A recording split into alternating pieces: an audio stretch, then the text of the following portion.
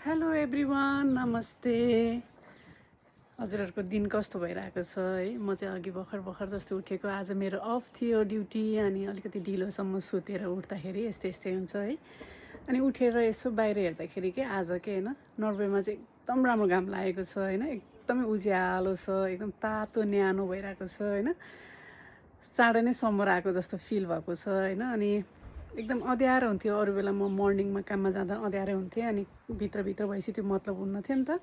अनि आज अफ थियो, अनि यसो बाहिर हेर्दाखेरि त कति उज्यालो, कति आनन्द टाइपको आइरहेको रहेछ कि। अनि अब चाहिँ एकदम उज्यालो दिनहरू आउन थाल्यो। अब चाहिँ राति पनि नहुने दिनहरू आउँछ क्या। अब चाहिँ राति हुन्छ, एकछिन अँध्यारो हुन्छ, त्यसपछि फेरि एकैछिनपछि उज्यालो हुन्छ कि।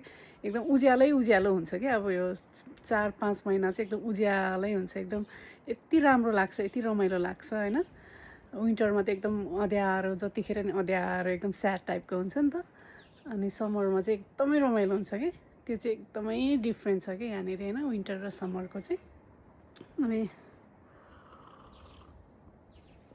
त्यही कति आनन्द, एकदम हेर्नु न, घाम लागेको छ कति होइन, हल्का हावा चलेको चिसो छ, त्यही पनि कति आनन्द टाइपको छ कि। एकदम रमाइलो छ है, बाहिर उज्यालो छ यस्तो। म चाहिँ तातो पानी खाँदै है। ओके, म त खुसी छु आज है, डे अफ, त्यसमाथि पनि उज्यालो दिन, घाम लागेको दिन है। हजुरहरूको दिन पनि राम्रो होस्, ह्याप्पी हुनुहोस्। See you, bye by.